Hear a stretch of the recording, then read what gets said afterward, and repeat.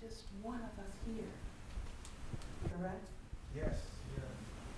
We are all part of the one. We are extensions of the one. But there's just one of us here. And before I get into the sermon lesson, it's just upon my heart as I was watching all of our one agape family come together to do all the things that is needed in order to make each and every one of our services a correct one, a divine and ordered one.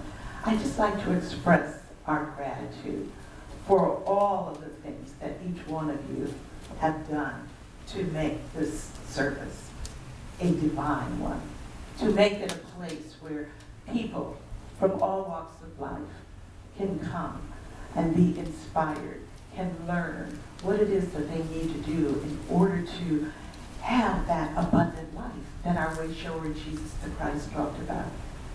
Because he told us what? I have come that what? You may have life. That ye may have, all of you may have life. And have it more abundantly. So, again, thank you, Rosemary, Larry, certainly JR, Val, all of you, and Joyce, who is right now taking on a secondary duty to prepare for our Friends and Family Day. So we are grateful for each and every one of you. So our lesson sermon title today is Connections. And, you know, as I grow and evolve in being a minister of God, it never ceases to amaze me just how Spirit works. I mean, it is just awesome. Some time ago, last month, when we were preparing, you know, for who was going to do which sermon lesson on which Sunday and all of that, I kept getting the leading or the feeling that I needed to talk about connections. And so as I'm thinking about that, I'm thinking, okay, well, I'm supposed to talk about our connections with God, you know, and really help people to understand that. And you know, that's the other thing. You remember how back in the day when you hear about a car and you look at it, you say, oh, that car is really bad, and I've never seen that car before. And then everywhere you go from that point, what do you see? That car. Never noticed it before, it's been around for 30 years, you know, that kind of thing. So the same thing, you know, I kept, everywhere I looked, it seemed like there was something else about connections that I had not thought about. So of course, as most of you know, I just returned from LA where I went to Revelations. And I had the marvelous opportunity to hear Dr. Joe Dispenza, who talked about the placebo effect. And his main point of that, he was talking about the mind-body connection. Yes, connection. Mind-body connection. Who'd have thought? Who'd have thought of that? Okay?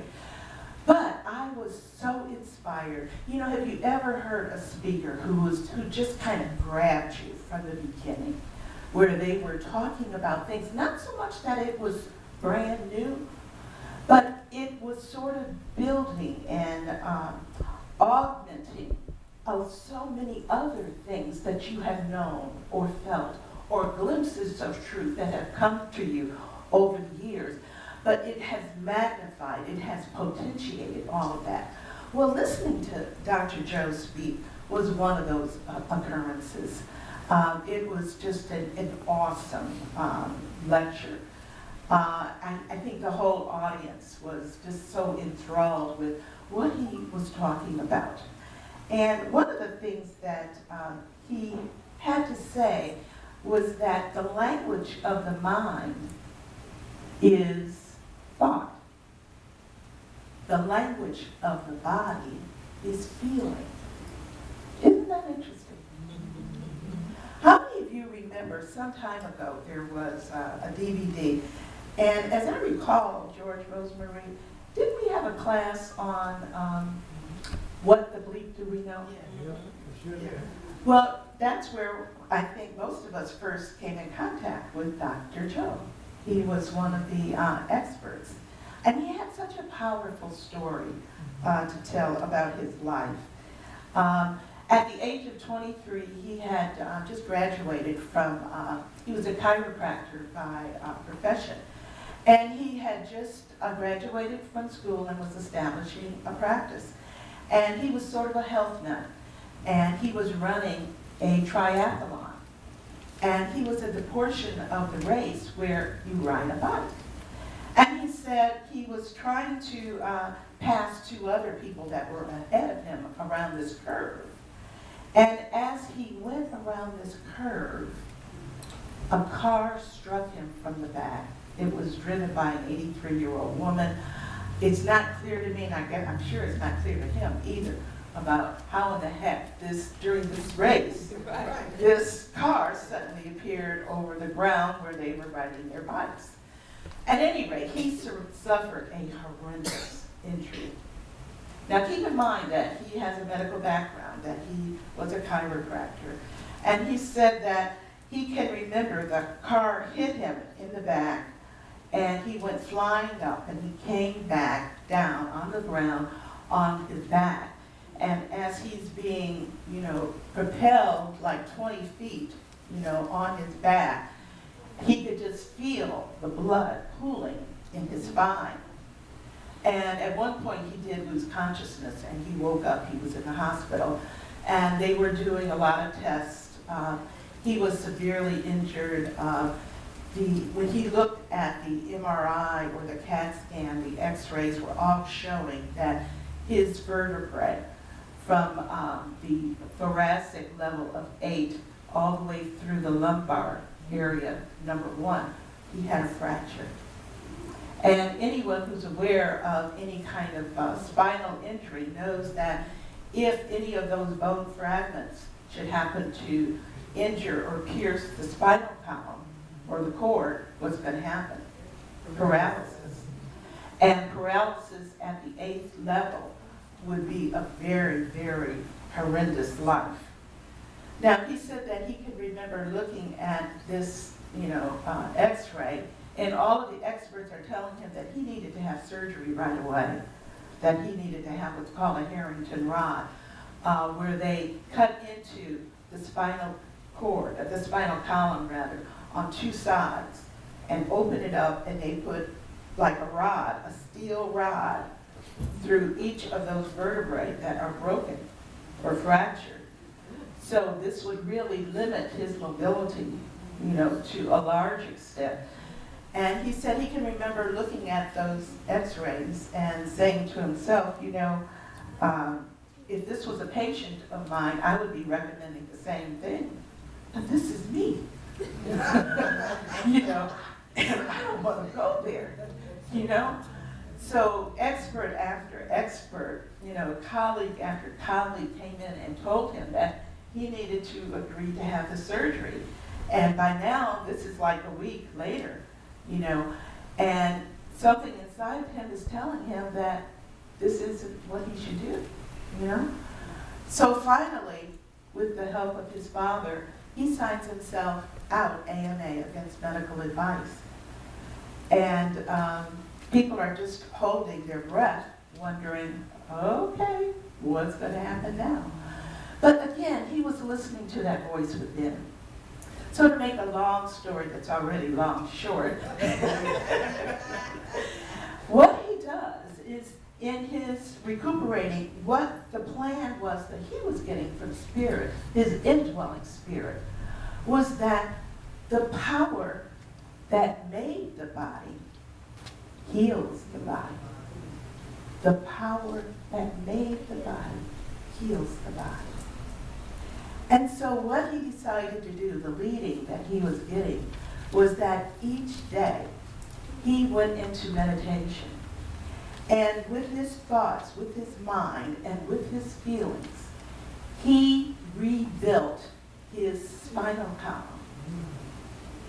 back to its original position, back to its original state. And he said it wasn't easy, you know, but over a period of, I believe it was like 8 months, he accomplished a miracle. And he is now up, walking, talking, doing anything that he wants to do. And is now a worldwide lecturer who is traveling, teaching this method of meditation. So that's what I really want to talk about a little bit more. I must have listened to this tape. I'm sure James could probably tell you more than I can. You know, probably a dozen or more times by this point. But what is so important about this whole thing is that in his book, You Are the Placebo, he's really talking about how anything is possible.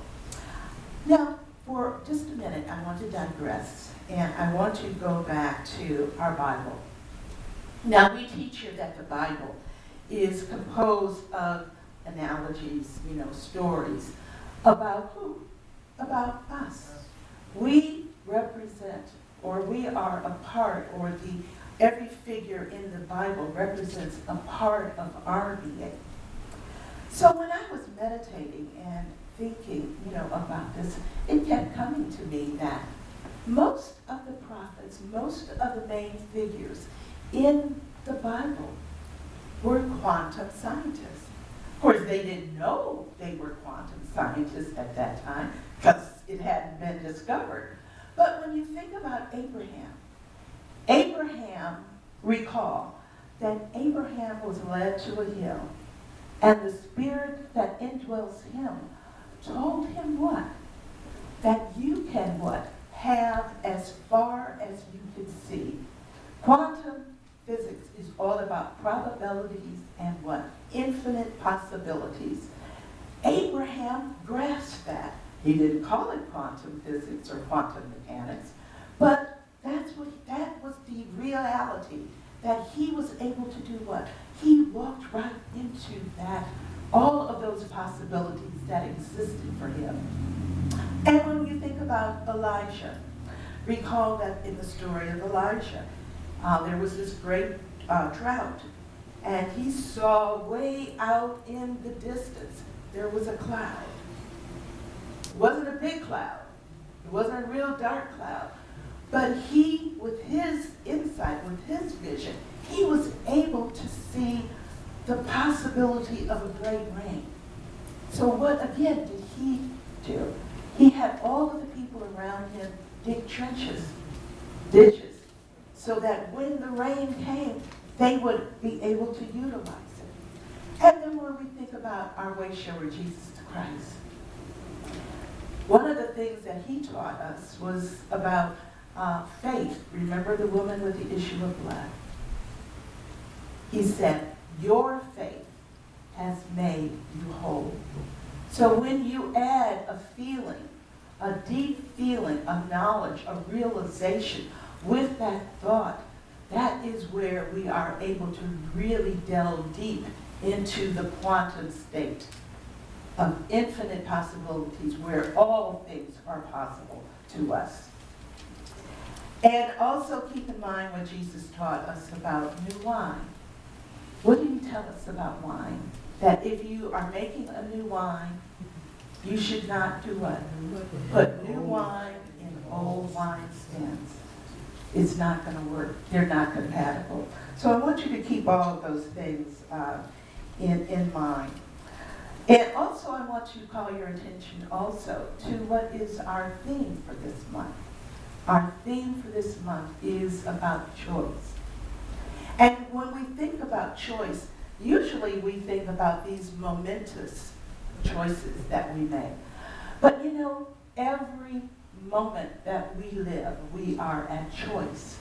And our life ultimately is going to be decided, or our destiny is according to each one of those little conscious decisions or choices that we make. So keep that in mind too. And particularly that we have to choose to change. We have to be willing to change. And last but not least, these are all little paths that I want you to keep in mind as we continue talking about the mind-body connection. One of the principles that our church, our center, is based upon is the power and the value of what? Thought. The power and value of thought. We talk a lot about affirmations too, don't we? And one of my favorite affirmations is thoughts are things. And another one is change your thought, change your life. And probably each one of you has a favorite thought or affirmation that you can recall too. So I want you to think of all of those kinds of things that we just talked about. So anyway, going back to Dr. Joe and his lecture on the mind-body connection. He started it out asking two questions. How many of you believe that thoughts are things, that thoughts can affect your life? How many of you believe that? Do you think that's true? Yes. Yeah, most of us do. Then he asked another very significant question. How many of you who raised your hands or committed silently that they do believe this, how many of you, when you woke up this morning, planned your future, planned your day? Anybody? And why don't we do that? Why don't we? Since we believe that there is power and value in our thought, why don't we really take advantage of this mind-body connection and the possibilities that it holds and plan what we want our day, what we want our future to be?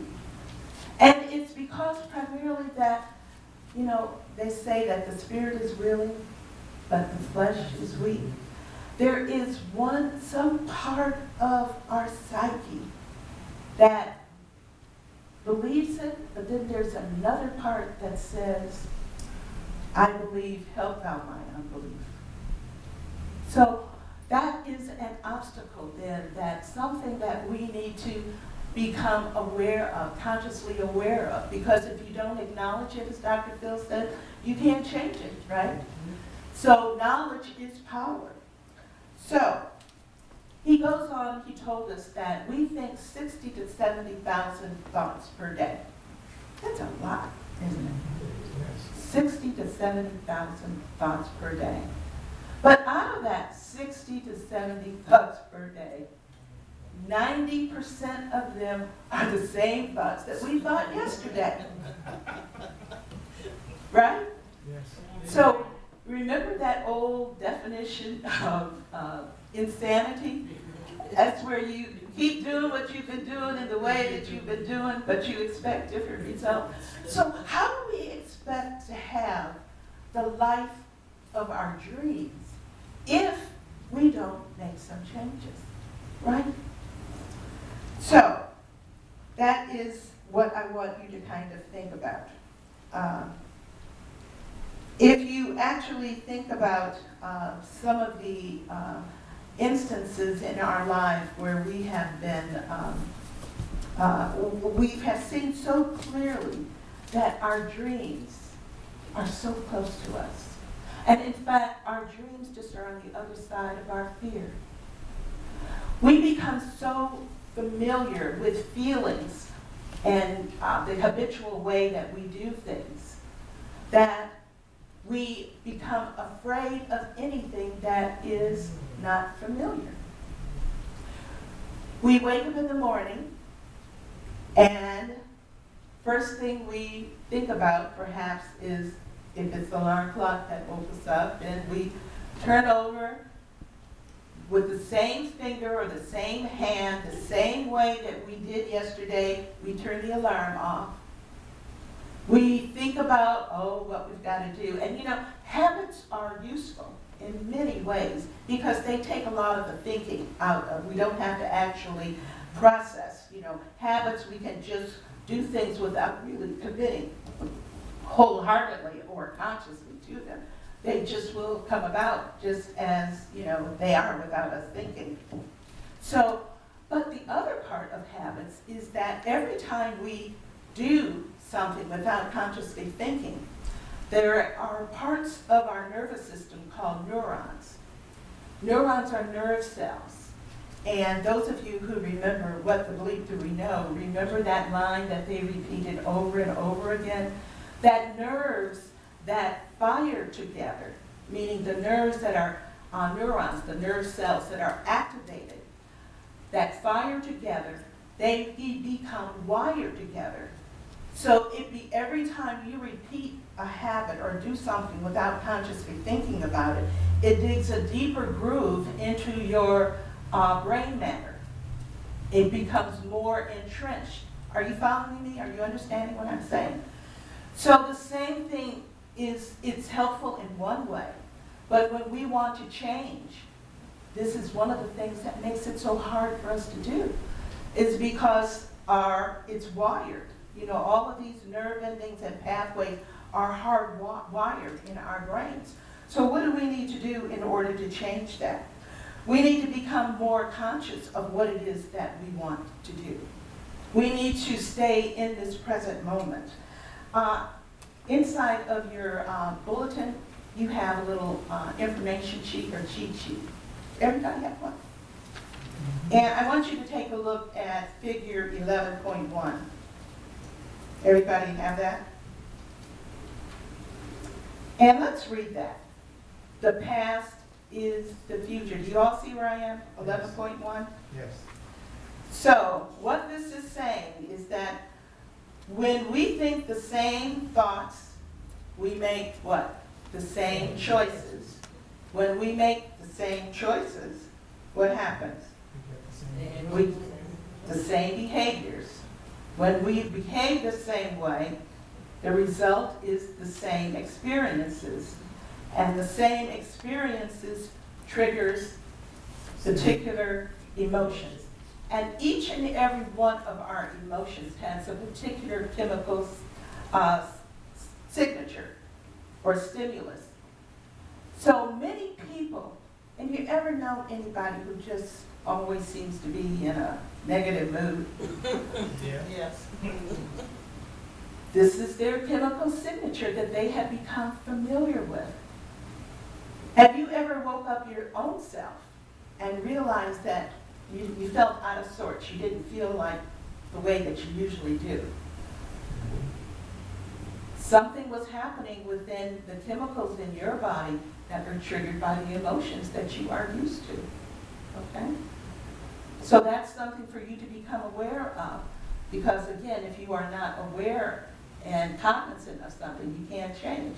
But let's go ahead and read the fine print.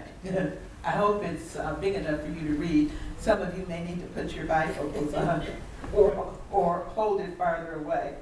But it says that each dot on the timeline represents the same thought, choice, behavior, experience, and emotion from what? Past days, weeks, months, and even years.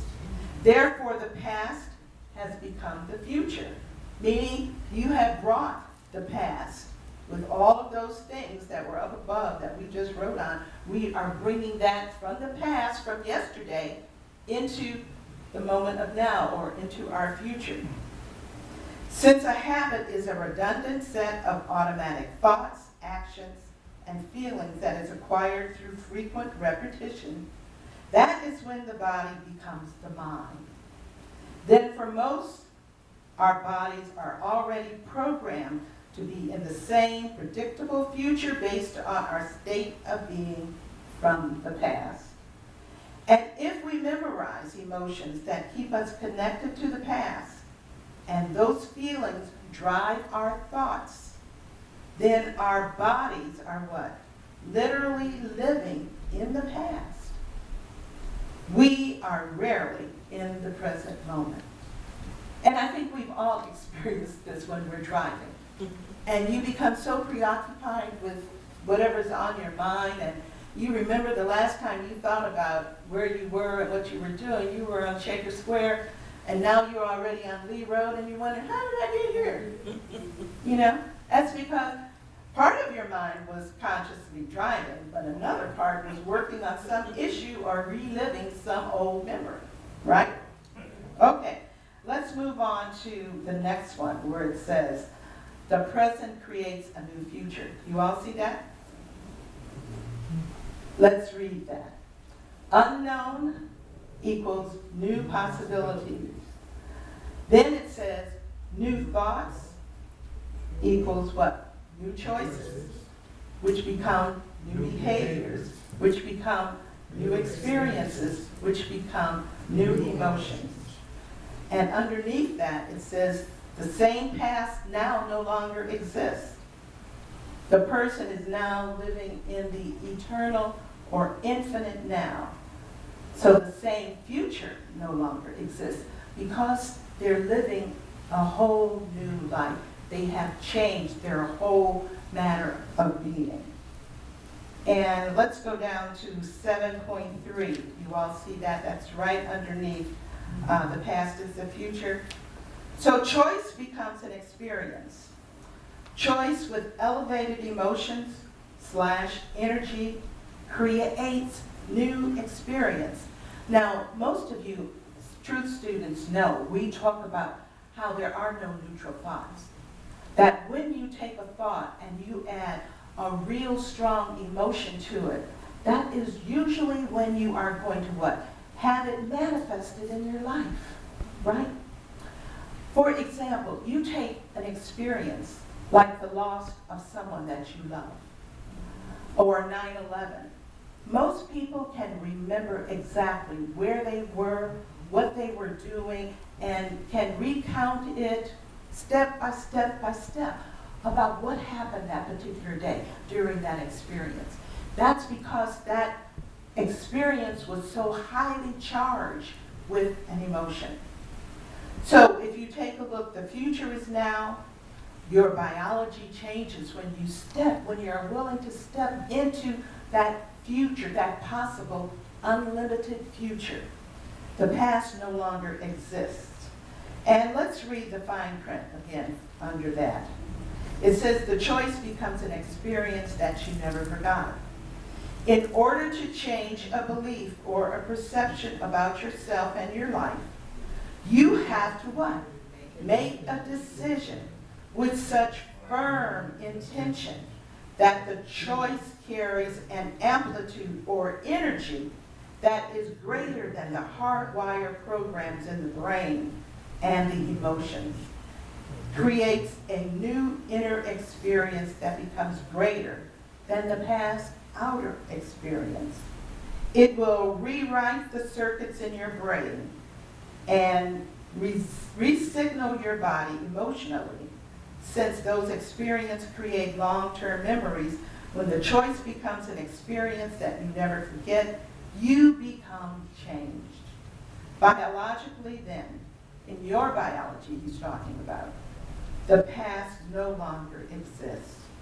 We can then say that your body, in that present moment, is in a what? A new future. And isn't that why we come to centers like this? Because there is something in us that recognizes that regardless of how good our life currently is, how familiar our life currently is, we recognize there is something that is telling us, I've got so much more in store for you, my child. There are unlimited possibilities that exist within you. It's all possible for you right here and right now. So, this is what I want you to think about as we go through these other key points. We were talking a few minutes ago about cars. And many of the new cars have a particular feature that's called sync. Anybody have one of those cars? Anybody know what I'm talking about? I'm not talking about the singing group in sync. I'm talking about synchronicity, where if you have an iPhone particularly, or maybe even some of the what's the other kind of phones? JR? Android? Androids, yeah. That some of the cars will recognize your iPhone or your Android phone and will communicate with it without power or wires. Those devices become paired with each other. So when you get in the car, you don't have to, so many communities now have laws that you can't talk on a cell phone while you're driving. So this is what's called hands-free driving. So it occurred to me in the midst of a meditation that when we are meditating, we are syncing with God.